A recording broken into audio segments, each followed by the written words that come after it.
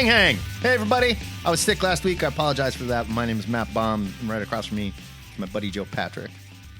Hello, I'm the Uranus Joe Patrick. And we get together on Saturdays and we gang hang in our Discord. And we talk about all kinds of nerd stuff. There's all kinds of nerd stuff to talk about. Frankenstein, a Netflix hit. We've got a new remake of The Running Man dropped. We've got all kinds of TV stuff to talk about. S.H.I.E.L.D. is on its way back at Marvel. Michael Bendis is on his way back to Marvel.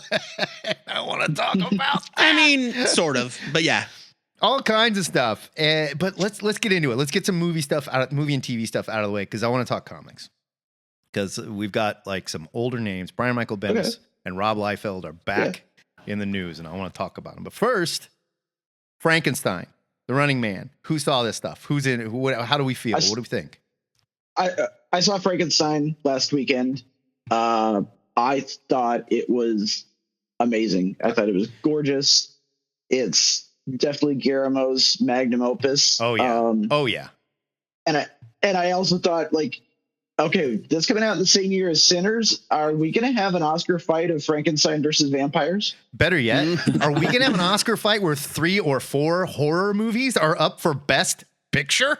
Like, are you kidding me? I know. But like, oh God, there was not a bad performance in Frankenstein. I didn't think. I just loved everything about it. I couldn't find a nit to pick. I'm right 100% love that movie. I loved it so much. And if there was, there's nothing wrong with that movie at all. I found, so I don't know, maybe you can, I got to watch it again. It's 2.5 hours long, so it's a commitment. Yeah. There's a scene where they're looking through Victor's notebooks. Were those reproduction of Bernie Wrightson drawings? I don't think so. No. I don't think so. No, I watched the featurette. Why don't you think afterwards. so? Because there's a guy that works for him that does this. and he's been doing it in a lot of his movies. No, it's actually at least the stills and the what do you call it? The picture, what do you call it when they draw the movie frames? Storyboards. Yeah. Storyboards. They were Guy Davis.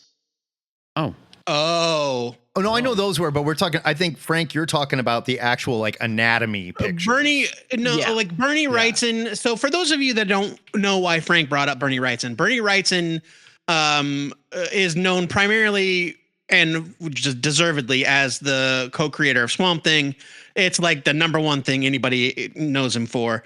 But later he did a gorgeous black and white beloved adaptation of Frankenstein, and it is one of the most incredible comic books you will ever lay your eyes on. I did not know that existed. I'm so excited. Yeah, that's cool. It's so amazing. It really was incredible, though. I mean, I only brought up the guy. Sorry. Yeah. No, I was just gonna say I brought up the Guy Davis thing because when I saw Guy Davis's name on the storyboards and the behind the scenes images, I was like, oh, that's so cool. I love that you pulled in a Dark Horse guy for this. They may have had him.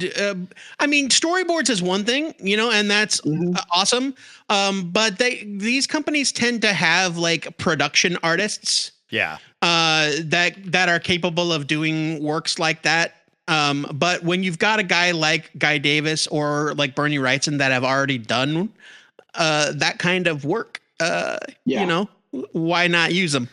They used Mike Hill was your illustrator for that stuff. He also did a lot of the makeup work. So and you know how much of a fan of like horror comics and art just Guillermo del Toro is. He loves that stuff. Yeah. And I would if the answer had been yes, Frank, I would not have been surprised. Yeah, no, right. me too. I was just looking at the stuff and it's like this is inspired by I definitely could see inspiration from Bernie Wrightson in the designs for 100%. 100%. Oh yeah. Yeah, and if you have not read Bernie Wrightson's Frankenstein, as soon as we're done here, go pick up Bernie Wrightson's Frankenstein. It is incredible. Yeah, I mean, I don't know if you can get it, but there's a really sexy hardcover that's probably worth quite a bit of money. I don't know, but I mean, there are There has to be a Go print somewhere. read it.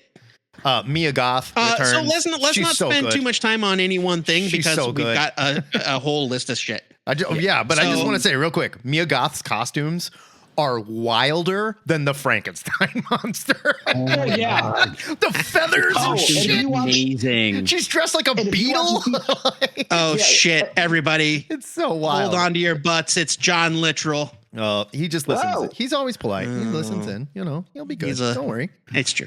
I love John. He knows it. The behind the scenes featurette, the things they did to make her costumes, I'm sure. Like some of the dresses are literally X-rays that are X-rays of like insects and things like that are overlaid onto tulle and then like layered on top of each other to make it look ethereal and and then the ink drop dye process that they did to make that like greenish purple top to make it look iridescent like a beetle beetle shell. And it was so cool. Just put your money on best costumes Frankenstein for an Oscar, no question. Probably easy, others as well, but I just want to point this one thing out, why can't I not is it Elizabeth, the woman that's marrying his brother, Elizabeth, her wedding dress.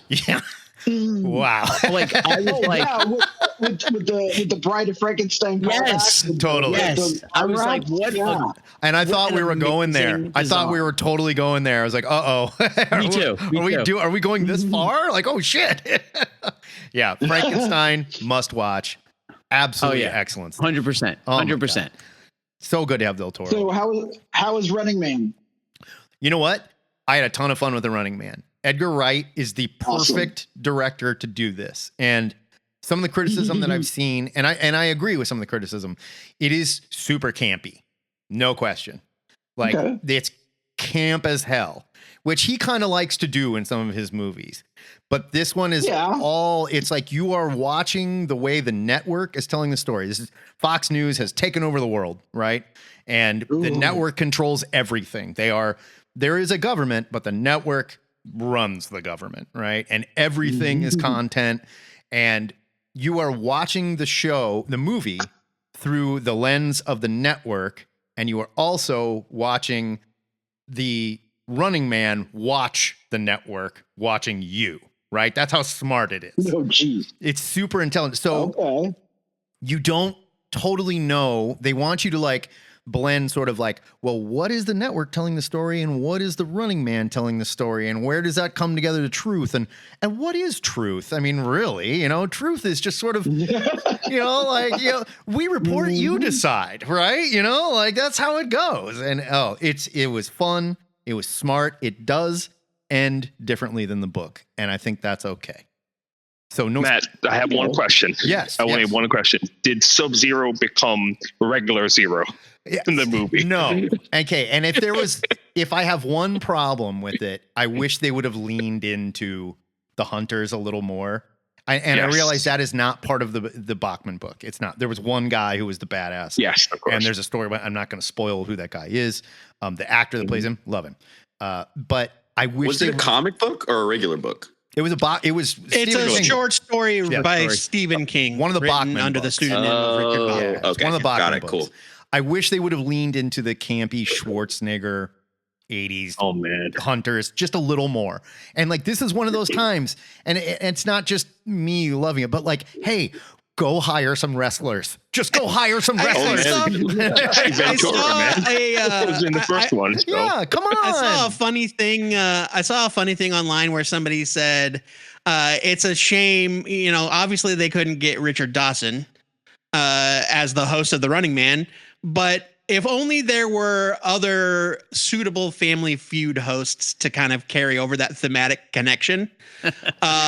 And somebody pointed out that the only viable option is Steve Harvey. Oh man, I would have. Can you imagine this movie with Steve Harvey? As Coleman Domingo is not far Coleman Domingo from Steve Harvey. But Coleman Domingo is a very phenomenal actor. He's excellent. He's I don't know, like the alternatives to Steve Harvey that are still alive. are Louis Anderson and Richard Karn from Home Improvement. Sure. Neither one of those would really God. fit the bill for the Domingo is Running Man, excellent, and Josh Brolin, excellent. Glen Powell, excellent. Like everybody in this nails it, and you just have to go into this thing. This is going to be campy and it's going to be ridiculous, and it's just. I don't know why time. people are always so down on Glen Powell, and I'm looking at you, Brian Dominguez. He does too much. He does way too much. That's why. Yeah, the dude knew He was grown in a vat. He was grown in a vat. He was grown in. I agree. I'm not buying I it. think- The guy's he's a phony. He's not even a human. Yeah, He's a phony pod person. He's your Tom Brady of Hollywood, where it's like, where did this guy come from? He's not a real person. He didn't eat a strawberry until he was 35. He was cloned. He was cloned by from a strand of Tom Cruise's hair, Right. and an unknown female embryo, and grown to produce Glen Powell. Yeah. At a Damn you, Scientology. Yeah, but it's Right, damn you, and so Scientology. he is primed to receive the blessing of Xenu when the time comes. But by all means, Nice. go see The Running Man. I think It is a Glen really good time, I think and it's Glen very Powell could smart. avoid a lot of the criticism. In all seriousness, if he would just learn to say no once in a while. Sure. Yeah, that's probably true. Sure. I mean, but the guy's young and hungry. He wants to be in stuff. True, yeah. And You know? like, hey, that's what Tom did. That's exactly what Tom did. It came to Tom, and he said yes, and he was smart about it. I legitimately like Glen Powell. I think he's a good actor. I would like to see him a little less. It's a lot. Yeah. That's all. All right, moving on. Just real quick to get some things out of the way, because I don't think, so Hecatron is the only other person that I am aware of that has been watching Pluribus on Apple TV. Pluribus is the new show from Vince Gilligan, creator of Breaking Bad. Let Hecatron tell us about it. They hear us talk all the Hecatron time. is not here. Oh, he's not here. Sorry, I was looking around. Yes, and so I'm just saying, the Vince Gilligan thing would be enough to get most people to check it out. But what makes it especially relevant to our interests is that it's a sci-fi show. Mm-hmm. But not in the way that you might think of when you think of sci-fi. I just think it's super really weird interesting and weird. the guy and that I don't want to created- say anything about it. The guy that created Gilligan's you should Island watch is it doing a because it's sci-fi very show? good. You know what? John Sims is watching it, and but we can talk about it when more people have seen it. But Pluribus, highly recommended. I think 3 episodes are out right now. Alien Earth was renewed, shocking no one. No. What I assume is the final trailer for Fallout Season 2 came out. Oh, man. And it is New Vegas all the time, baby. Love it. And that is very exciting Okay, if you're a fan of the Fallout. Let me ask. I didn't play While we're in, a lot of Fallout. Is we're New in Vegas what comes While we're in next? TV, I was going to say, while we're in TV news, quick hits, Poker Face was canceled for a 3rd season, but Ryan Johnson is actively shopping it to other networks now. And in that pitch, he's also said that they're going to change up the lead for the next story arc, and instead of Natasha Lyonne, it's going to be Peter Dinklage. But what I read is that the way it was phrased made it seem like Dinklage would still be playing Charlie Cale, which does not work for me. Don't do that. Oh, so Don't do that. like a reboot? No, he said it was going to be. He said it was going to be a revolving. Makes like a no sense to me to have it be the lead. same character. Yeah. No. I don't think it'll No, happen. it doesn't make sense. That's why I think didn't it's see it maybe as- just poor phrasing in the story. Yeah, I think it's poor phrasing because the thing is that Dinklage has already been a character in the show, so I think he'd be reprising Oh, that's his true. role. Good point. Yeah, good point. I'd be shocked if it Matt, happened. you were asking questions about Fallout. Yeah. Is New Vegas, is that what follows video game history-wise what we saw okay. in the first one? Go ahead, So- David. Yeah, let Because Damon all talk I was about going to say was, so everything is kind of set 15 years after, like, I guess whatever the latest game was, which was like Fallout 4. And I Right. guess it theoretically is like kind of in the same realm. So everything is after the games. Let's just put it that way. But All right. everything is canon. Having said that, I think you're asking if you needed to like play the game or anything just to No, get no, into no. it. I'm just curious. Like, are we following the order? That's all. Yeah, it's not really It's not sequential. adapting Yeah. anything. It's Yeah, not it's not adapting sequential. anything. Oh, okay. So Fallout 3 came out as the first like modern quote unquote Fallout game, you know, from the turn-based or whatever it was back in the day. First person, yeah. And then the second game of the revival was Fallout New Vegas, and it was done by a different developer. It was Obsidian, and they have since reunited and have been putting out the Outer Worlds games, which are excellent Fallout, you know, substitutes if you like that sort of thing. Okay. But Fallout New Vegas, a lot of people will hold up Fallout New Vegas as the best of all of these modern Fallout I agree with games. that too. That's the one. Okay. And so they are going into New Vegas in season 2. And it's kind of a fabled location because of, well, first of all, just the story like Joe was talking about, but also Mr. House is considered like one of the best antagonists, I guess, in the entire series. And he's going to be in it. Like you see him in the trailer. Yes, exactly. And we don't know exactly. And the other mystery, I think, for this season is they're talking about whether or not what happened, because there are multiple endings that happened in New Vegas. So some people are speculating, are you just going to stick with one? Or are you going to do like a weird one where everything happens? So the fate of a lot of these characters in this season may be different depending on how you played the game.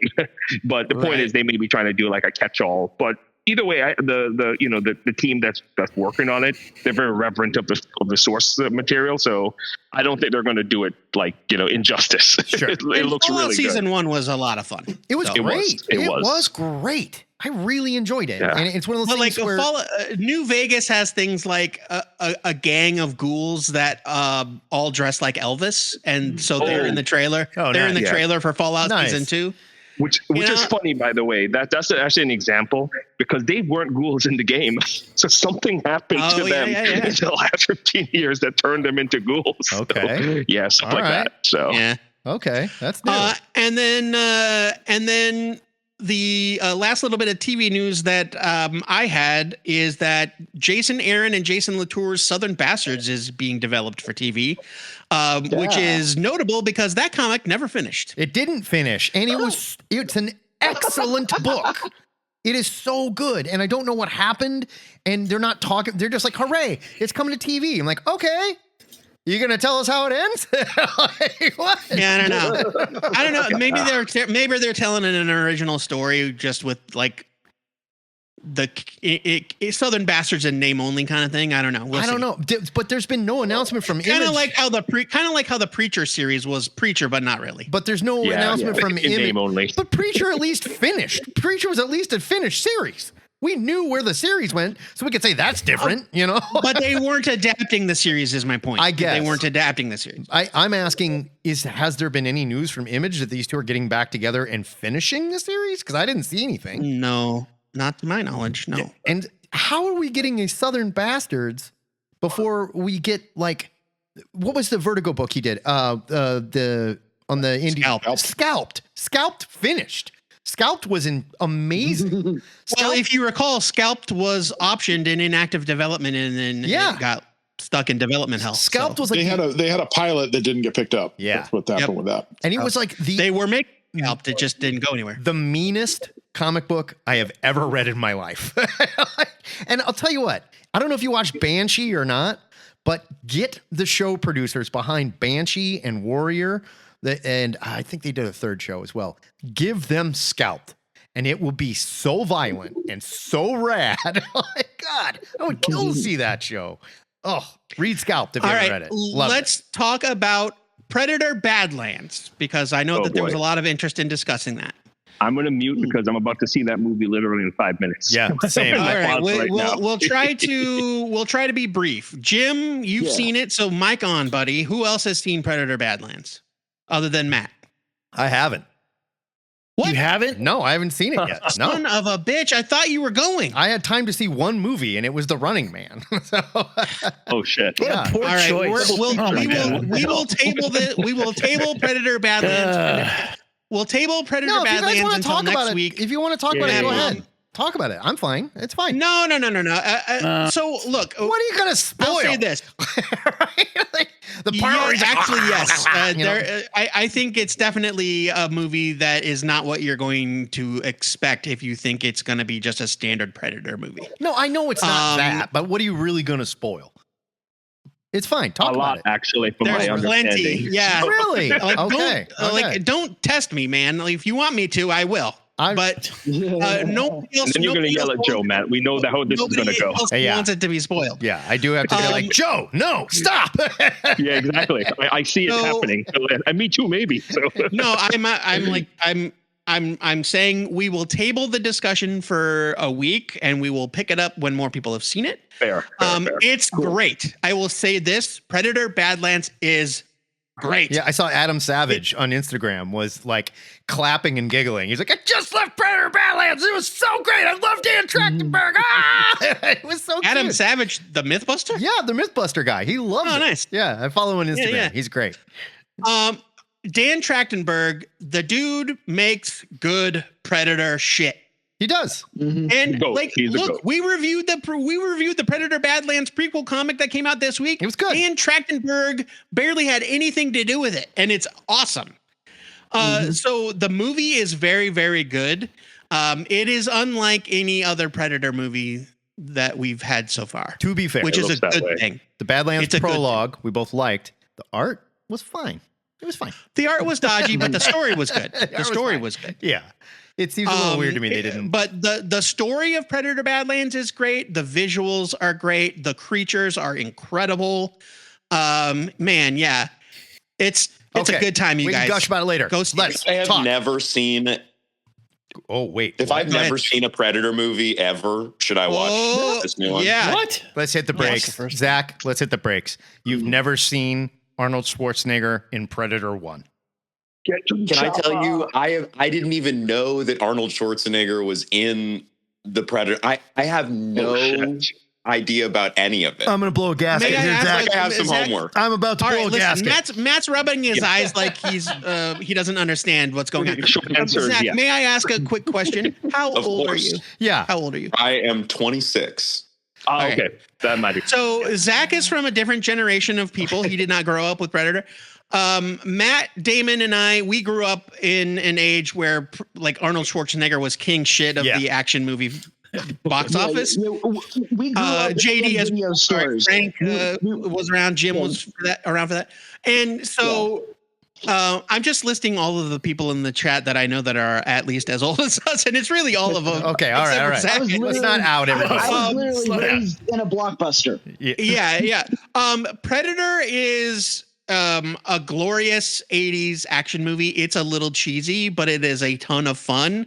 The Predator movies beyond that are a series of diminishing returns with each drop off more precipitous than the last. You only need to watch was one. the top of the peak, and then it just fell right down the cliff. I mean, Predator 2 is fun.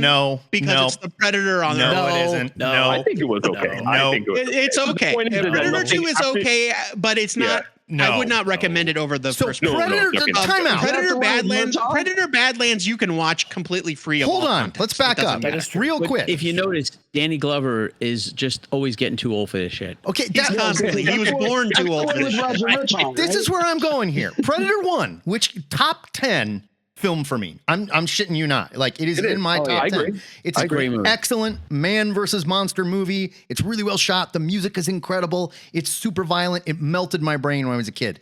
And they're like, it's a huge hit. Predator's a massive hit. We got to keep this Predator thing going. Who do we get for the next one? Okay, stay with me here. You're going to love this. Kids love Danny Glover and Gary Busey. You know?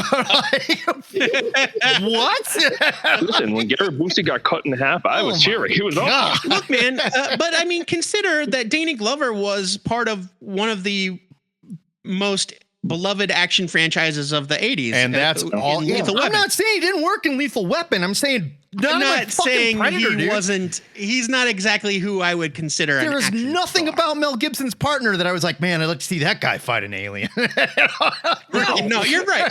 And I said Predator 2 was Predator on Earth, as though Predator 1 wasn't also the Predator on Earth. Right. What I meant was Predator 2 is the Predator in the city. In the city. Which is so Zach. Predator in the city. Zach, here is your homework. All the movies are on Hulu. Yeah. Predator, all on Hulu. Predator 1. All on Hulu. They're all on Hulu. Watch Predator 1. watch Prey, and then Prey. you're ready for Badlands. Oh, Prey, right? Yeah. Wait, watch Commando. Okay. Just watch Commando. Commando's a different thing. Commando's a different thing. Watch Commando. Commando has It's not nothing to Alien. do with Predator. No, it doesn't. But just watch it. It's a great movie. I'll watch Commando with you Commando anytime. However, Commando was written by comic book legend Jeff Loeb. It's true. Oh, It's true. Screenwriter Oh, Jesus. Jeff Loeb. Oh, wrote also, Commando. I'm sorry. One more He thing, also Zach. wrote Teen Wolf. One more thing, Zach. Yeah. Predator, Killer of Killers. It is amazing. The animated film. All right. It's just I'm writing them incredible. down. Oh yeah, That is your homework. yeah. The animated anthology. Four yeah. things to watch. But all of that said, like you can watch Predator Badlands completely separate from anything. You don't True. need to have This is true. watched Predator or Prey. Like you understand that there's a predator. He's from an alien world. Sure. His whole deal is that he hunts. That's it. Yeah. But you That's don't it. like. But Prey is great. Prey was That's excellent. the previous one Dan Trachtenberg made. And I'd actually say the Killer of Killers animated is probably as good a primer as anything you're going to get. It just is. because of the variety. It is. And it shows you like, Is it an anthology? Killer of Killers. well, it's three. Yeah, it's like three stories. It's three. Yeah. It's three stories that wrap up. They all wrap up though. Yeah. And it's basically showing you this has been happening for a very long time. And that's all you need to know. It's excellent. This is something that's been happening for a long time. Go. And you'll have a great time. You'll love it. All right, comics. All right, We're talking so, comics. comic book stuff. So let's go. The biggest thing that I want to talk about. And Hush 2. yeah. Brian Michael Bendis is coming back to Marvel Comics. There was a time where Brian Michael Bendis literally ruled comic books. He was the hottest name at Image Comics for a minute. Mhm. He came to Marvel and we all lost our minds. He wrote some of the best Daredevil stuff we've ever read. He was just unstoppable. And then he He also wrote was taking over a the large Avengers. number of Avengers comics. And he was taking over the Avengers and it was I going to be won't the say that they were the best. it's going to be the biggest thing. Oh my God, BMB on the Avengers. And Joe Patrick, I was right there. He was so excited.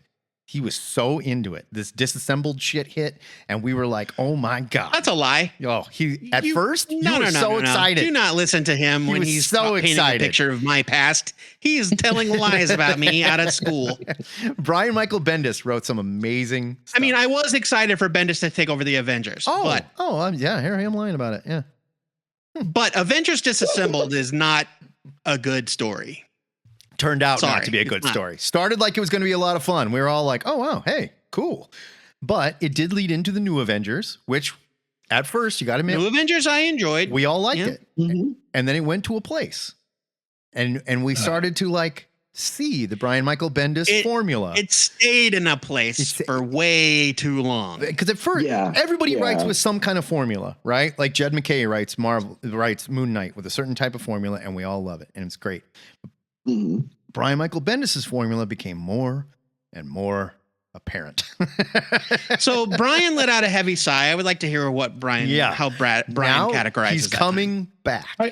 How do we? It's like Bendis comes back to Marvel. It's like, because nothing else has worked. And it's really, it's kind of a bummer. Like the guy's lost his fastball and we're seeing him, there's a little chatter on the Discord about his DC,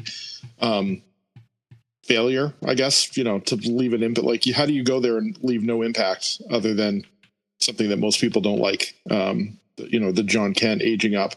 The less said about his take on the Legion, the better. Right. I mean, completely forgettable and worthless. Oh, better question. Does anybody remember anything? To make some Do you remember creator own stuff that nobody cares about? And I don't know. Say It's that- just Matt, say that again. I said better question. Does anybody remember anything that he did? Like, I understand, like, Well, his sure. original stuff. Like, I know I read his Superman issues. He rebooted the Legion. He outed Superman's secret identity. He created an entirely new villain that was responsible for the destruction of Krypton. That was like laughably forgettable. Yeah, had a Swamp Thing face. He That's also, what I remember about it. he tried to do this kind of wrangling of all of the espionage. I'm not asking for a organizations. recap. I'm not asking for a recap. And he aged up John Kent from a preteen to like 17, which I think really hurt the character. I totally agree, because you already had a character that age. And like, my point is, what do we have left from that? Brian just named off, like, pretty much he aged up John Kent. Nobody likes it. That's where we're left and we remember. Oh, I mean, there's all the Young Justice that's like, was 4 issues, to start of, they're all back together and they're so happy to be back together. And it's like, okay, but what? It's like, yeah, but they're all together in their old costumes. Remember? It's like, yeah, now what? It's like, oh, they're all together. It's like, oh man, there's no story here. There's like and that a lot of it is like, here's an idea I have. And then there's like there's no plot. Like there's an idea. Well, and then there's like, they're all and here's a Teen Lantern. Well, what's her deal? Don't worry about it. Yeah. Right. Yeah. We're going to let some other writer worry about that way down the line. Yeah. It's a lot of concepts that kind of like, even the guy, like the guy who kind of looked like Lobo, that was the enemy of Krypton. And like, that is an interesting, like, okay, a new twist on that. Sure. Good for it. That run, I think it's the Superman book with Ivan Rice. It's like 15 issues and like nothing happens. Like they keep fighting, and then he like it's a lot of like monologues and punching. But it sure does look pretty. It looks pretty. It looks very pretty. But when you realize you've seen the same scene 5 times by the same artist, like it starts to look the same. Like, hey Ringo, I'm going to mute you just because we're getting a loop on your audio. That's all. If you want to say something, let me know and I'll unmute you, Brian. Keep going, Brian. There's such a.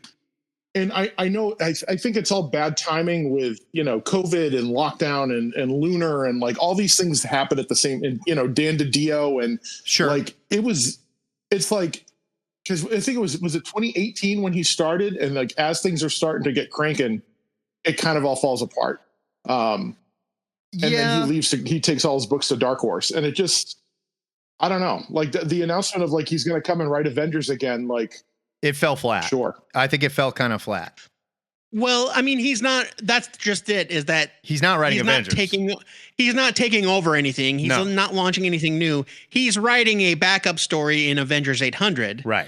The first of many exciting, according to Marvel, backup projects that he'll be working on, presumably leading to something.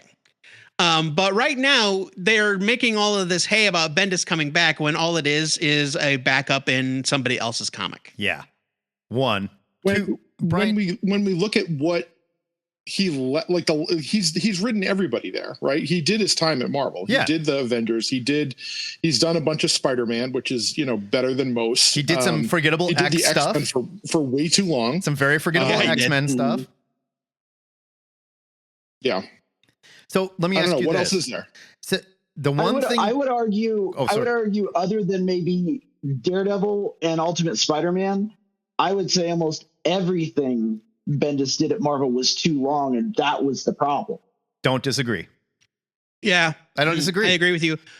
And I'm trying to think of a list of things that he didn't touch while he was there. And you mentioned Moon Knight earlier, and I'm like, oh yeah, maybe they should give him Moon Knight. And then I suddenly remembered, no. Yeah, they gave him an arc. They gave him a Moon Knight, and it was so bad that nobody remembers it. Yeah. No, there was also a Spider-Woman series that got canceled immediately, where she was hunting aliens. Yeah. After Secret Invasion, and it's just like, ugh. Come on, man. There's so much. There's hundreds and hundreds of issues. Like, he wrote so much, and he's been everywhere, and he's done everything. And I feel badly, because like, what must that be like to be like, you can't do it anymore? The best worst Marvel writer, and I didn't come up with that. I saw it online, and someone was like, "Yeah, he's the best worst Marvel writer," or is he the worst best? Yeah, I mean, discuss. I don't know. Yeah, because there's stuff like I truly love about the guy. When Powers is an incredible series. The first 2 volumes of Powers are unstoppably amazing. Powers has still been coming out. Did you know that? They just relaunched it. Yeah. And it is Powers 25 is the new series because it's the 25th anniversary. It is intensely fine. I will say that. And that's how I feel about all his Dark Horse output, which is not a lot, mind you. He came to Dark Horse. That was going to be a big thing. He's a dark horse, and he's going to be doing his independent stuff again. It's owned work, yeah, and none of it has been Very little of it, mentioning. and what we've seen has been fine. Aggressively meh. Yeah. Yeah. Like, oh, you did. I mean, and I don't know. Look, I mean, some guys, like Brian said, you lose your fastball. Like maybe he's tapped out. And I'm not saying that he's not still good at writing dialogue and things like that. But maybe the trick is like, if you're gonna bring Bendis back, don't put him on your flagship shit. Don't give him the next volume of Iron Man. Just give him something that he can be good at. I don't know if you can for a while. Night. I don't know if you can do that anymore, though. I mean, like, I feel like Werewolf by Night. Have him write Shang-Chi. Werewolf by Night. Shang-Chi. Sure. Or Werewolf by Night is a good we example. need Iron Fist. a really wordy Werewolf by Night. That's it. Look, the dude loves street level characters. Have him do Heroes for Hire. So let me ask He you did this. Defenders, Joe, and nobody cared. Remember? Yeah. Like it's like it's really like you look like he's done everything, and maybe this is. I'm hoping this is more, sadly, just promotion and not the idea to like not because at It Marvel. might be. There's It a might lot be. of conversation like around the internet of like I'm not reading any Marvel books. Yeah. Right. Yeah. Like, You know, are like they he- saying like Bendis is coming back? Bendis is back. ... in parentheses to save our asses. Yeah. Yeah, because that's That's not gonna what's work. going to happen. Yeah, No. And That's we're not what's hoping going to that happen. Yeah. I don't know. I don't think. Let me ask you this, and Joe We'll see. and Brian both, because Joe, you brought it up when we were just talking about reading some old Age of Apocalypse stuff. When you said, "I miss Jeff Loeb," I really miss Jeff Loeb. I miss loving Jeff Loeb as well. Do you feel that is Brian Michael Bendis the same type of, and I'll just say it, tragic creator story where we loved him so much and then something happened, something changed, and we went, ooh. Like, I think I wouldn't call it a tragic creator story. It's not like the guy's hurting for money or anything like that. I mean, he tasted a crap ton of success, and he's not destitute. no, when I say So tragic, I don't mean in the sense that like he fell from great. I in mean terms like of his career, in terms of your love for a creator, like the tragedy that is, I love this so much, and then I got Ultimatum, and went, what the fuck happened? Look, either you die a hero or you live long enough to see yourself become the villain. I guess. he did. I mean, you're he's not one of wrong. those guys where I think you've got. I mean, he's up there with, and this is. Give me a second to finish it. Like Zack Snyder and Yes. like Kanye. Yes. Hold on. Yes. Is that he had a horrible tragedy Pause. happen, right? Right. A horrible. His son died. Right. Of an illness like 20 years ago, and it's one of those things like you see this talent scatter. Yeah. Like you see this thing occurs where like it goes this other way, and I mean.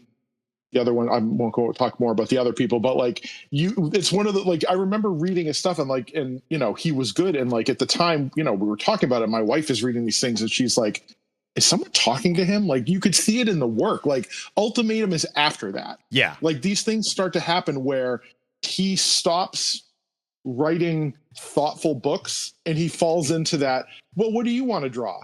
And Ed McGuinness says, oh, I would love to, like, what if the Hulk was red? It's like, sounds fucking awesome, man. Let's do it. Yeah. Like Ultimatum is him and David Finch. Like, it'd be awesome. What if like the Blob ate like the Scarlet Witch? It's like, oh, I'd love to see that. Like it stops being. What if Giant Man bit the Blob's head off? Right. That Like would be it so stops cool. being like story and more like what's fun for the artist, which Sure. is the artist should be having a good time. But as soon as you hear about things like that, you can see it in the work that like, it's just not the same. Yeah. Like it's Right. not when you start because you're you're pandering to your artist where you should be collaborating. Okay, so let me some ask you people this, can do Brian. it really well. And Bendis started doing it too. You could see it in Bendis's thing where like things slow down. That was my next And it's question. Do just you like- think Bendis did yeah. the same thing? Do you think Bendis said, okay, fuck it, let's just go spectacle? Because I kind of, if he did, I don't think this is not to say that I think the Jeff Loeb spectacle stuff is great, but we could see Jeff working, and I couldn't see Bendis working the same way. Like the I don't know what you mean by that, Matt. He just lost his like scrap, like because he started fucking saying caca poo poo, and Batman has to take a shit, so he's telling everyone that he's got to go to the. Do you guys remember all that where he would just like talk about poop all the time? Jeff Loeb, or make the characters talk about poop all the time? No, Bendis. You don't remember Bendis, that? Bendis. He had like Flash Bendis. being like, oh, I have to take a caca poo poo, and then he literally has one where Batman is like, excuse me, I have to pull over the Batmobile because my stomach is rumbling. Like, this is all This I remember. was Brian Bendis Michael by. Bendis? This is Bendis. Yes, I'll send it in the chat. I blocked that shit Drop out. it in the chat. Drop it. I'm not saying you're wrong, Unintended. Zach, because Bendis, like, I think that was his thing. He tried to humanize everyone, so he did a great job with it in Daredevil. He really humanized Matt and like sold him as like, this is how people around him see him. This is how he's trying to fit in with people around him. And it was excellent. Excellent. But then when he did it in the Avengers, everybody sounds like Brian Michael Bendis. They all have the same exact voice. They all sound like a Bendis character, And and then- which means they all sound kind of like Spider-Man. Then he did it to the Defenders. Then he did it to the X-Men. Like he kept coming in, and it was just like all I could see, no matter who was drawing it, every character had Brian Michael Bendis's head. You know, and then his words were And I coming think out. to Brian's point, I think part of it is that when Bendis was fresh on the scene, all of his works, with the exception of the stuff that he did originally, like Jinx and Goldfish, and Right. well, even Torso is collaborative because Mark Andreyko, but Yeah. all of that original work I'll be right back. Keep going. was collaborative with actual partners, not just a writer or an artist, but Yeah. an actual partner. And when he got his start at Marvel, I'll say I'll believe that maybe he kind of developed Daredevil with Alex Maleev, like he kind of pitched it as a collaborative process, because I cannot imagine that book with another artist. Well, they No. were on Here's Sam a- Twitch, right? Like that was the thing. Like Right. they Right. were already working They together. came and- from Image. They yeah. were existing partners, right? and they got But they got here's an interesting theory, and I don't want this to be true, but do you think that about the time Bendis started teaching comics at University of Portland or University of Oregon in Portland, do you think maybe the codification of him teaching made his writing formulaic? Oh, I don't know. I hadn't thought about that. I think that's a I mean, possibility. he also had a pretty severe medical incident. You know, which was like it's one of those. It's like it's a trauma, and like you could Yeah. see these things happen, and you could see the timing, and I really think like after the medical thing, I don't know if it's a coincidence, because again, the books they come out when they come out. It's not necessarily tied to any specific thing, but you can see the work has changed, and you can see he's kind of a different guy. And there's definitely things where he's not writing Powers the same way. I'm reading the issues. I think they're fine. They're fine. I don't know that I care about it. And I don't know. I mean, and when I go back and I look at like I love that first Powers arc is the best arc. It's and incredible. It's just like, cause it's exactly what I want in like that kind of comic. Like it's exactly there.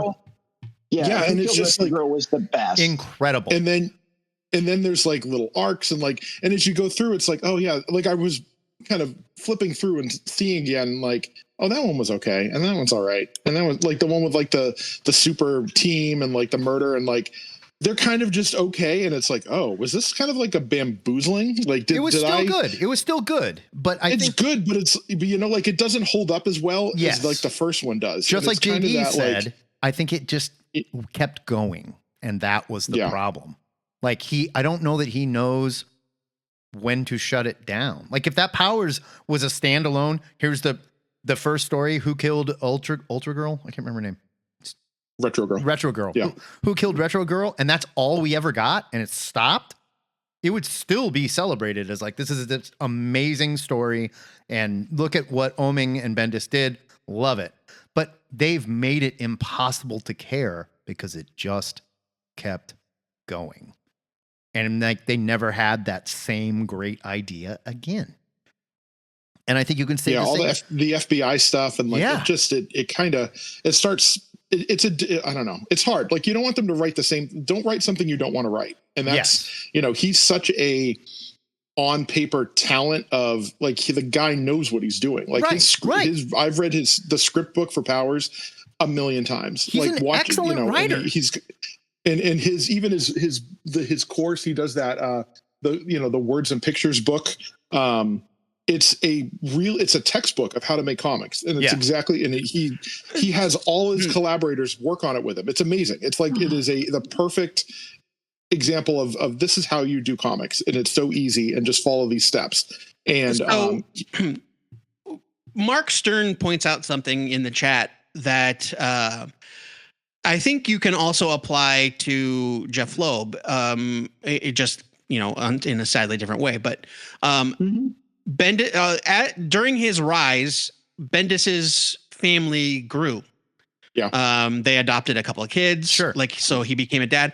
And so his priorities shifted to a degree, and when Loeb's son passed, his priorities shifted. And so, it regardless of his intent, his work was colored by this other experience. And I don't want to say something outrageous like Jeff Loeb hasn't written comics good since his son died, because that's a stupid, heartless thing to say. But there is definitely a point in Loeb's work where you can see that change happen. Yeah. It's not as like line in the sand, like A versus B as it is with Bendis as it is with Loeb, but it's just something that happens gradually over time where, I think, and also he was being, I think to another one of Mark's points is that he was in the forefront of the comics industry for so long. Yeah, like 25 years. It's crazy. And that's not common. No. Yeah. I mean, there's a short list of names. Peter David, maybe, is one Chris of them. Claremont. Chris Claremont. Yeah. Frank Miller. Yeah. I mean, Mark Wade. Grant Morrison. Right. Mark Wade. But I mean, you can count them on one or two hands. Name the number of more. writers that have that kind of dare you to name 6 more. Yeah, it's tough. Well, but the nice thing is, though, I think it's one of the cool things about comics, and I think it's where a lot of the big two are going wrong and trying to go back to the well to save things, when I think one of the coolest things about comics is that we get a new crop of creators and authors and writers. Fresh voices are essential. Absolutely. Fresh voices are essential. It's and I think back to the horrible discussion of creators who we try to divorce ourselves from for whatever reason. It's so for me, Kieran Gillen is my new Neil Gaiman. Absolutely. Kelly Thompson. Absolutely. I get Kelly it, Thompson Celebrate Kieran Gillen for me. Yeah, absolutely. What's tough is, and it's not tough. The big two are encouraged to do this because it prints money. It prints money. If it didn't work, they would never do it, right? Stephanie Phillips has taken over Daredevil. That's one of the things we wanted to talk about. I am personally excited for Stephanie Phillips to take over Daredevil. I didn't know about that. She's fucking Just great. announced yesterday, Stephanie Phillips and Lee Garbett are relaunching Daredevil. And I love Lee Garbett. I'm so happy. Now, here's the thing. I am also so happy. You know what? Most of the people online are like, who? People don't know. It's fucked up. And I Sure, get it. they're a victim of their own success, these companies. Right. It's just if you don't put a superstar writer on your project, is anyone going to care about the project? That's the hard part. Phillips is a superstar writer. No, she's not. But she's not, JD. She's not. Yeah, I know. She's well known by fans like you and me She's and Matt good. that read a ton of comics.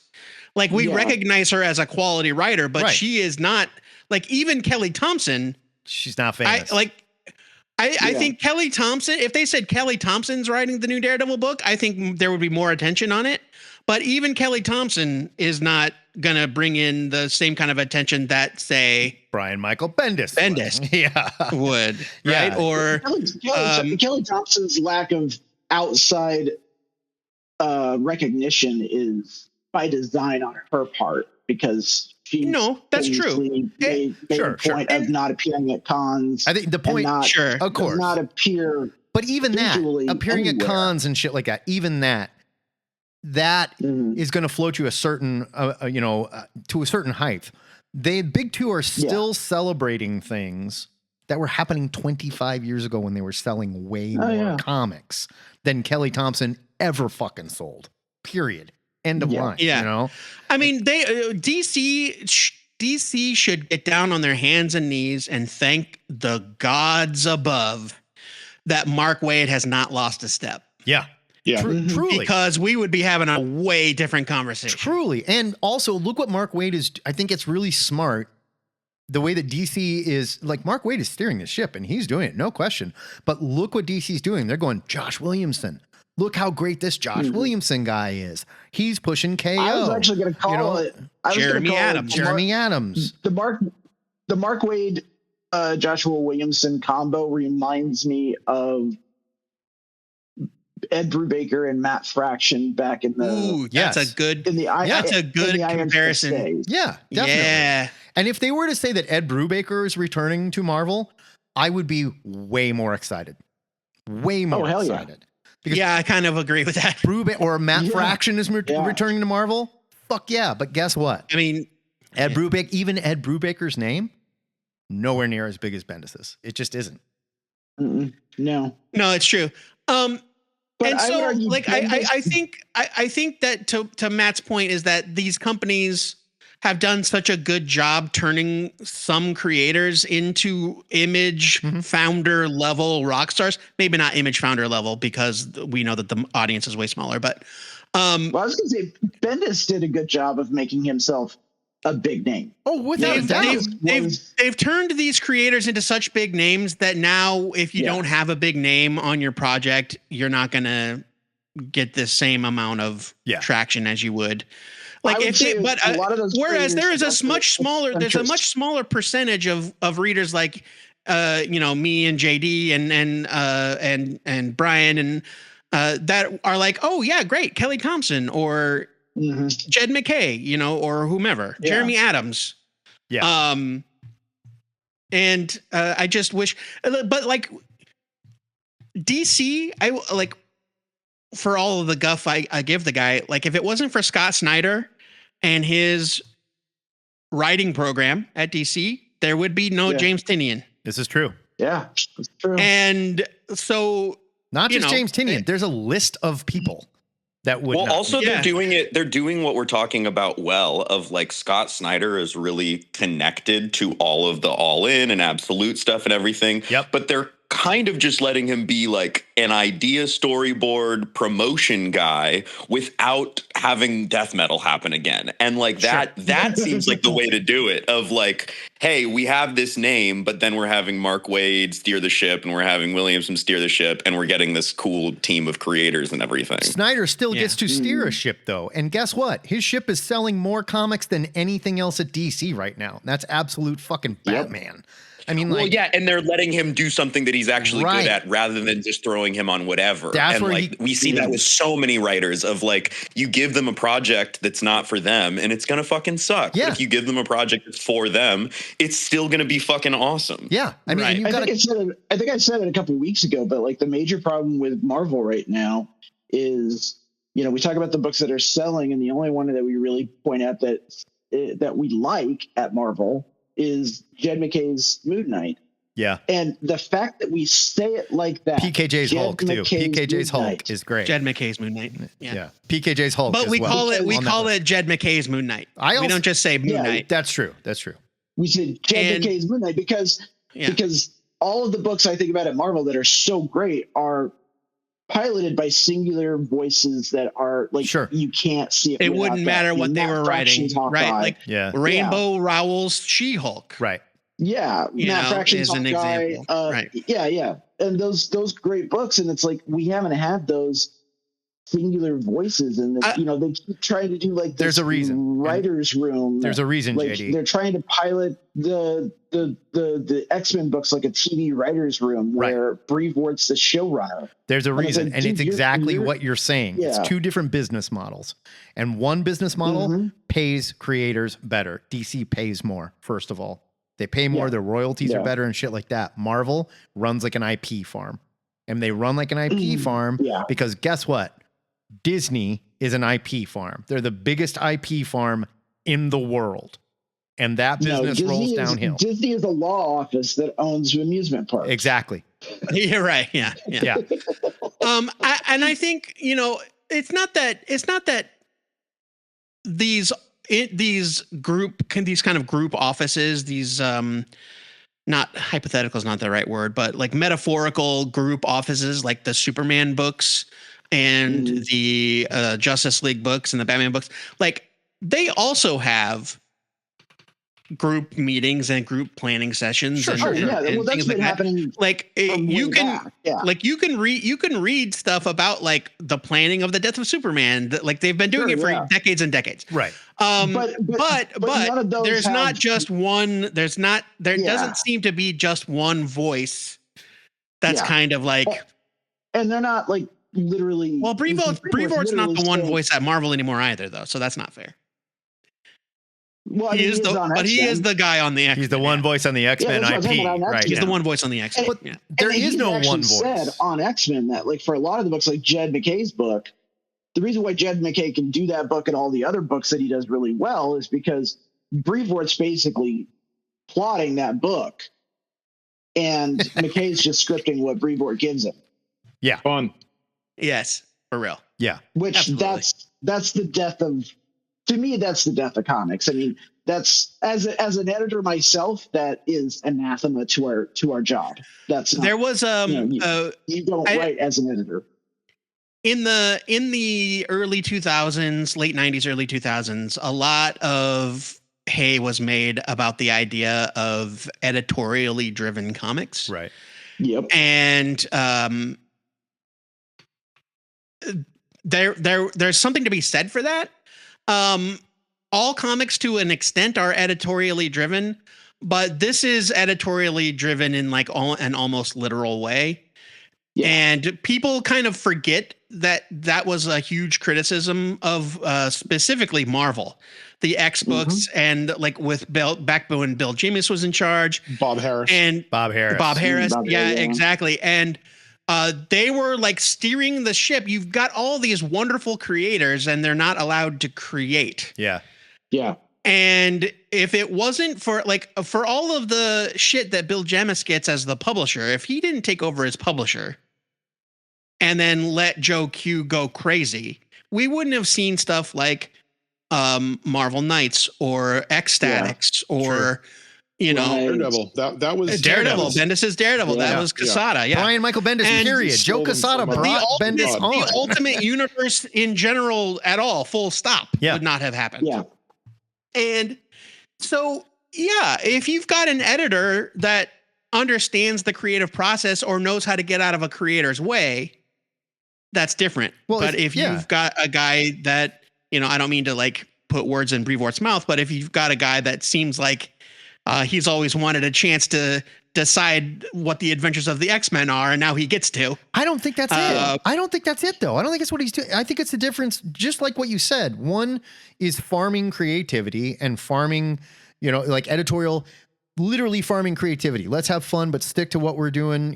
What's great about these characters and stuff. The other one is let's protect the IP at all costs. Protect the IP, play it safe, maintain sales. Yeah. And I think Brevoort's job... Because they certainly aren't adding anything new that's worth speaking. Brevoort's job, I guarantee someone came to him and said, protect the IP first and foremost. Until Marvel relaunches X-Men movies, you got to protect the IP. Play it safe, do the Wolverine stuff, play the hits, go back. And he's like, okay, fine. Krakoa sold well at first. We'll do something with that. And I don't know, Age of Apocalypse. That was huge, right? Like, love it. Yes, replay the hits with a slight twist. Don't do anything too violent or crazy to these characters because they're going to be massive again in 5 years. So I mean, the first play thing it he safe. did was he put Jonathan Hickman and Greg Capullo on a book that no one cared about. Yep. Oh, Yeah. it was so bad. It was so Remember, disappointing. it came out and it was like, it's fine. Like there's it, as usual. They don't have a perennial hit. You know, they don't have those evergreen books, and that was not going to be it. No. And like that's that what Wolverine, they need. They need Deadpool a bunch Wolverine of stuff or whatever you can hand to people that they can read. You know, like a Dark Knight Returns or even Year One. Like Year One no one should care about Year One, but it's a really good story, and it is. I know you guys give me shit for it, but it's one of the reasons why I like Whedon's Astonishing so much. Is because Look, I think Astonishing X-Men is great. I really do. For all of its flaws, it's about as close to an evergreen X-Men book as we get. Without a doubt. No question. No question. Yeah, it was a launching on point for me because I had dropped off all the X books until that book. But Capullo and Hickman's Wolverine, like, look, that should have been massive. That should have been blockbuster. Oh my God, comics. Like, they saved Marvel. And judging from the interviews I read with Hickman, he could not have been less interested in writing it. And Brian, it's exactly what you were saying about Jeff Loeb, where he basically turned to Greg and he was like, Greg, we're buddies. What do you want to draw? He's like, I want to draw dinosaurs. I want to draw Wolverine stabbing a dinosaur. And he's like, all right, happens on page 2. What else do you want to draw, man? It's just, you know, it's complete. I know. I mean, you know how I feel about Hickman. I think he's kind of a phony, but you know, it's this kind of thing of like, you know, it was a big swing. If it had been good, if it had, you know, and it doesn't have to please everyone, but I don't think it pleased anyone. Like, I don't think anybody.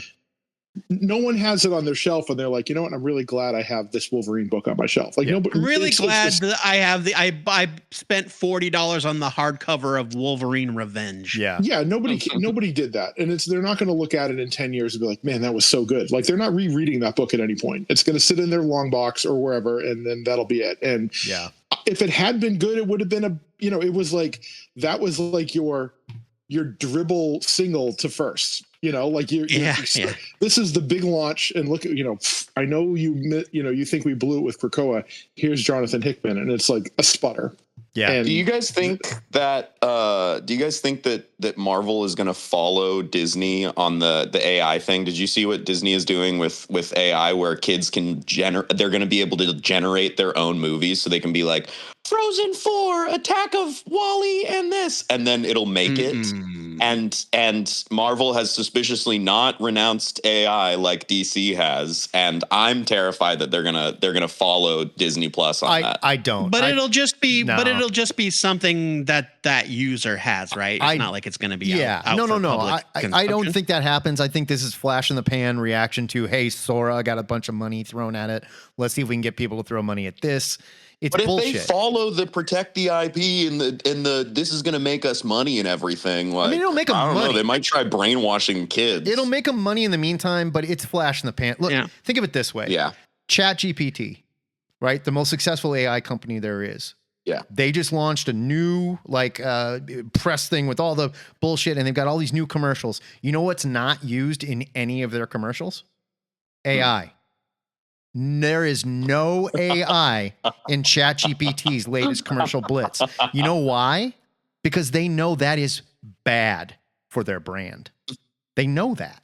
They hired brilliant filmmakers to make this cinematic, beautiful commercial with two people talking and having dinner and drinks and stuff like that, and growing up and using like a computer interface to like ask a question. But they know generative AI is flash in the pan bullshit. Disney knows this too.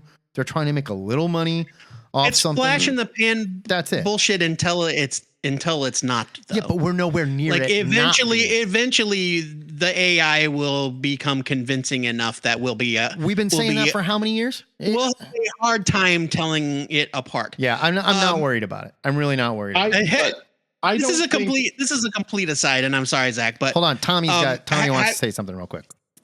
Yeah, I was just going to say that, like, even if it does start generating like interesting, quote unquote, like user made stuff, like there's not going to be any familiarity with it, or like the things that make people want to revisit a story aren't going to be there.